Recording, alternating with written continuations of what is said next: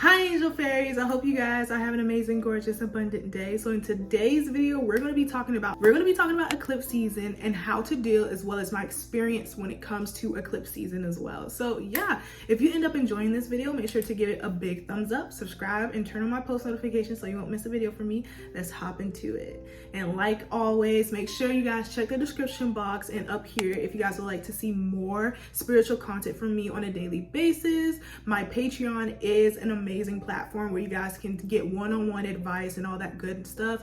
Today I really posted like this audio file, which is more like a letter to you guys, a love letter I should say, that kind of really talks about how you can have it all. Like last night I saw this video that really just put things in perspective, which I'll talk more about, and I was like, you can literally make your reality as you desire it to be. And it had sent me on this whole spiel about how you can manifest your desires, what 4 things you need to tap into in order to really tap into the unlimited potential that you have within you, because you are limitless. You are literally a vessel for just greatness in its entirety. So I want you guys to be able to tap into your greatness entirely. So I gave you guys a little pep talk. So if you guys want to see that pep talk, go into the description box so you can see it. But in today's video, we're going to be talking about eclipse season. We literally just came out of it. I know the past couple of videos I post, I did talk about eclipse season and what you should do during, but I wanted to make like a solidified, or like I wanted to make a dedicated video on how to really navigate eclipse season, what it is, and how it can change your life for the better or for the worse, depending on how you are going to be tapping into this energy. Because eclipse season is the season for transformation. It shakes up your life in such a big way, depending on who you are. Now, this is not going to touch everybody, and I'm not going to really focus on everybody. I'm going to focus on the select few, the collective, that is me. If it shook your life, I'm going to let you guys know how to handle it going forward. So yeah, let's just hop into this and really tell you guys the nitty-gritty about eclipse season. It really works by astrology. Well, because I'm in astrology, first of all. If you're into astrology and if you're into spirituality, this is what I'm talking about when it comes to eclipse season. For regular folk, it may not really be that way, but the way it works, it allows you to really get rid of certain things, transform your life, etc., etc. Now, during this time, a lot of people don't want to do spell work. A lot of people just say, let shit rock, right? Allow things to flow, allow things to transform, and all you have to do is rest, react, and respond, right? That's all you have to do in eclipse season. And I kind of promote this to an extent. What I like to tell my collective is to listen to your spiritual team, because your spiritual team will have you doing something completely different that's in alignment with your path than the rest of the world, right? Because I'm not gonna lie, people like to fear monger around eclipse season, like, you better not do anything, you're gonna fuck shit up. You probably can handle it because your ancestors say you can. All right, so pay attention to your ancestors, pay attention to your spiritual team, because they'll let you know what's up. So what I like you to do, especially as a beginner, like if you don't have that spiritual team or you don't have that connection just yet, what I recommend for beginners who are aware, you're aware that eclipse season is happening, all you need to do is allow yourself to rest. All you need to do is allow these tower moments to happen and to be in a state where you have time to practice shadow work. Because I personally think through eclipse season, it's a great time to do shadow work, which I talk a lot about in the Patreon post that I let you guys know what tower moments are in depth. So if you guys would like to see that post, it's linked in the description. I highly recommend you check it out. But in that post, I really talk about allowing shadow work to do its thing, because eclipse season are major life events. And sometimes those major life events can hurt, it can be painful, it can feel rushed. And so what I like to do during this time is to do a couple of things that's going to be in alignment for releasing it and making sure that I am moving through this energy the best way I can. So when it comes to tower moments, there are a lot of things you want to do during this time. And here are a couple of things I highly recommend when it comes to navigating tower moments, because these moments are not the prettiest. Like I talk about this a little bit in that Patreon post, but during tower moments, what I allow myself to do is to feel everything wholeheartedly without fear, shame, or judgment. I allow myself to release whatever is on my spirit, but I also allow myself to think about it, to analyze it, to go over it and see like what's happening here and why I have these thoughts. The best way you want to navigate tower moments is to, one, allow them to happen, right? Don't try to run away from them. Don't try to resist them, because because the more you resist and the more you run away, the more it will hurt, the more it will be harder for you to move through it and move forward. Another thing I recommend when it comes to tower moments is to slowly but surely allow yourself to see the lesson in this. And once you finally see the lesson, accept that lesson for what it is. Accept the tower moment in its entirety for what it is.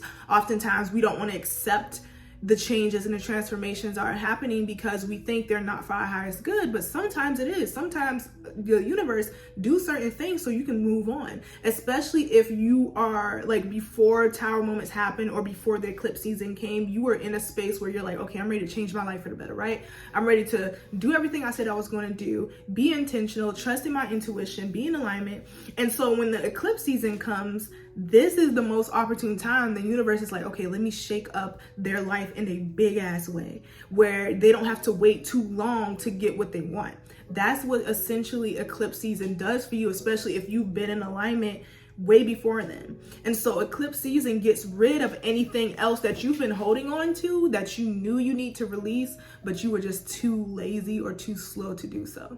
And so when this happens, Spirit is saying to you, this is a message. It's saying you are ready to let go. You are ready to move forward. You are ready to heal. You are ready to be in alignment. You have to make sure you accept this opportunity. And so what this eclipse season, I want you guys to remember is to accept those opportunities and accept when the universe has given you that opportunity, because you've been asking, right? You've been asking for the answers, the inquiries. You've been asking for the universe to, hey, make something shake. And when they finally do, you run away.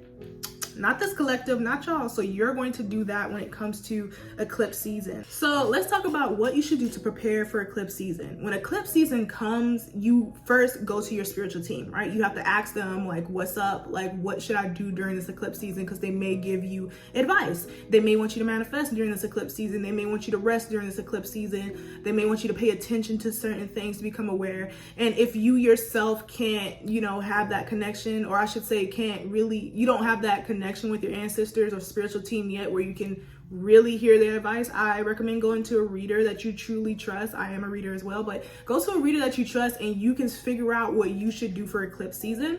Another thing I recommend besides that, if you don't want to have a reading, if you don't want to talk to your spiritual team, or you don't have the means to do so just yet, another thing you can do is stop manifesting or slow down manifesting on your desires, because eclipse season, there's going to be a lot of transformation already. And if you aren't in alignment, or this is your first eclipse season where you're aware that this is eclipse season and shit is going to transform, you don't want to manifest anything else on top of what's to come, because also as well, eclipse season bring in the manifestations you've been asking for by getting rid of things you no longer need. So once you make that space, then the universe can bring in the manifestations. But these manifestations they're bringing into you, you already prepared for them, right? You already did all the work you needed. You know exactly what you need to do. So now you get it. If you manifest on top of that, it's going to be a little bit hard for you to manage all of that, because that's how chaotic eclipse season is. So I recommend not manifesting too much. You manifest all the time, but don't be intentional with the manifestations in a sense like, okay, I'm going to sit down and I'm going to script for hours on hand about how much money I want. Just let shit rock during eclipse season, right? Nothing bad is going to happen. It just will be overwhelming, okay? So another thing I highly recommend you do during eclipse season is, like I discussed before, just allow things to happen without resistance. Be open to the changes. Be open to the lessons. Be open to the epiphany. I thought that was a butterfly, but that was just me. Be open to the epiphanies that are there for you to, move forward and be in alignment. And afterwards, allow yourself to show grace, okay? Show grace to yourself, show compassion to yourself, show love. This is the time where you can literally rest, right? So don't beat yourself up if you're not active on your spiritual hygiene. Don't beat yourself up if you're not active with your spiritual team too much and you're just really focused on the present, because there's a lot going on, right? There's a lot going on in the present moment. So focus on it. Don't beat yourself up. And after you came out on the other side of eclipse season, make sure you start fostering those connections again, start fostering your spiritual hygiene again, and just get back on track, because that's what I've been doing since coming out of eclipse season. It's been very chaotic, but in a good way. Like, I am not mad at this eclipse season at all. This is probably one of my best eclipse season I had in years. And so I am highly grateful for it. Today, I finally got around to cleansing my ancestral altar, which I've been saying I was going to do for weeks, but I couldn't because eclipse season, like I said, and my ancestors understood. They were like, thank you so much for cleaning it today. At least you thought about us during eclipse season. That's all that matters, all right? So don't beat yourself up if you've just been trying to survive during the eclipse season. Another thing I recommend is, if you can, stay on top of your meditation game. That's going to help, you know, you come back to earth, be grounded in yourself so you can make decisions, be aware of what's to happen in eclipse season. Because if you are not grounded, if you're not secure, if you're not meditating, it's going to be even harder for you to navigate eclipse season with ease. You can navigate eclipse season with ease, but you got to be a little bit more intentional with it, okay? So lastly, I want to talk about the aftermath. Like what happens after eclipse season, right? Do we just go back to normal? Like what happens? Yes and no. We do go back to normal, but it's going to be a new normal, especially for those who paid attention to what the universe is trying to tell them. Release everything they need to release, accept everything they needed to accept, and started to foster the new beginning with the opportunity that the eclipse season and that the universe has given them. So if you've done all those things, afterwards, eclipse season, you start your new journey, you start your new life. And what this means is that you need to continue it. You need to build that momentum that eclipse season started for you. Now you're going to move with confidence, you're going to move with poise, you're going to get back into alignment, get back into alignment by doing the things you said you were going to do, because now you have a little bit of pressure lifted off of yourself. Now you can see clear what you need to do now, and you need to start making those decisions after eclipse season has passed. During this time, it's really great to, during eclipse season, it's great to rest, right? To calm down. And we're still in Mercury retrograde, so don't try to start anything new. Just pay attention and really kind of revel in the lessons you've learned from eclipse season, maybe going over it, and then be prepared and get ready to start implementing those lessons. Because one thing I want you guys to remember is that eclipse season didn't bring this transformation for nothing. It brought it to you because they know you want to change. They know you want it to move forward and transform. And so when they give you the opportunity to do so, do not squander it. So yeah, I hope this video really helped you guys when it came to eclipse season and how you're going to navigate it to the best of your abilities. Do let me know in the comments below if you have any questions at all that I did not cover in this video. I would be more than happy to answer those questions. And like I said before, if you want to know how to truly navigate eclipse season a little bit more in depth, as in what to do when these tower moments and these big major life events happen, check the description box, because I do have that Patreon post up for you guys to check out, as well as the You Can Have It All pep talk, where you guys are going to learn exactly how you can have it all.